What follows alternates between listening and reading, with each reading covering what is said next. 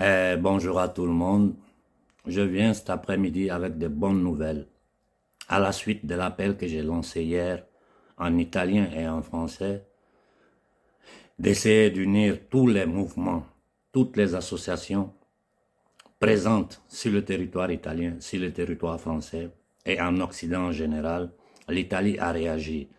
Hier, nous avons eu différentes réunions jusqu'à très tard dans la nuit où nous avons regroupé une centaine de mouvements qui font au total près de 3 millions de personnes et nous avons décidé d'écrire une lettre ouverte à toutes les autorités italiennes, du président de la République, au premier ministre, au préfet, aux maires, à tous ceux qui ont un rôle institutionnel en Italie, d'envoyer la même lettre à la Commission européenne, à l'Union européenne, au Conseil de sécurité des Nations unies et à toutes les institutions internationales.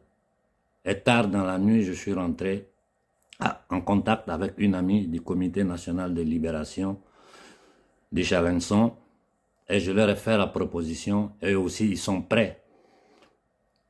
La traduction de la lettre en français sera remise au Comité national de libération et je demande à tous les mouvements et associations de France d'utiliser cette lettre pour envoyer un PEC à toutes les institutions françaises, à tous les maires, à tous les préfets, à tous les ministres, à Macron,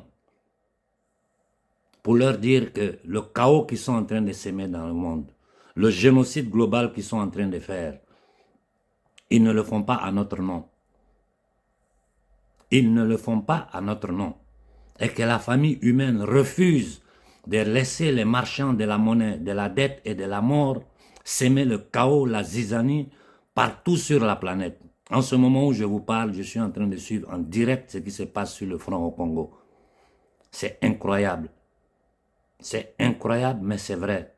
Il suffit que vous allez sur mon canal Telegram, vous allez voir les messages et les vidéos qui m'arrivent en temps réel parce que je suis en contact avec ceux qui sont au front. C'est une action collective. Elle part de l'Italie. La France suit la même chose.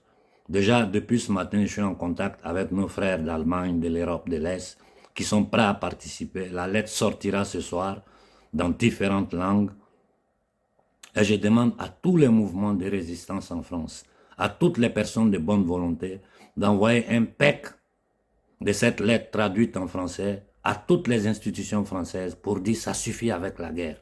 La famille humaine refuse la guerre. Nous devons comprendre que ce que nous sommes en train de faire, c'est pour les nouvelles générations. Nous ne pouvons pas permettre aux marchands de la mort de s'aimer le chaos sur toute la planète et nous restons assis sans pouvoir bouger parce que nous sommes dans le désordre, chacun de son côté tente de mener ses actions. Ça n'aura pas de résultat. Mais si nous menons une telle action collective, si toutes les institutions de chaque pays en Occident, si les institutions internationales, au Conseil de sécurité des Nations unies, à l'Union nazie européenne, ils sauront que la famille humaine se dissocie de tous ces crimes qu'ils sont en train de commettre au nom des peuples occidentaux, quand les peuples occidentaux n'ont rien à voir avec ça. Parce qu'il n'y a pas quelqu'un de normal sur cette terre qui peut être d'accord sur ces crimes qu'ils sont en train de commettre un peu partout dans le monde.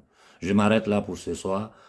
À peine la lettre sera prête, je vais la publier et je demande à tout le monde de faire un hashtag, la rendre virale partout sur tous les réseaux sociaux et au mouvement de résistance en France.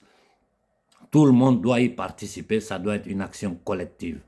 Bon après-midi à tout le monde.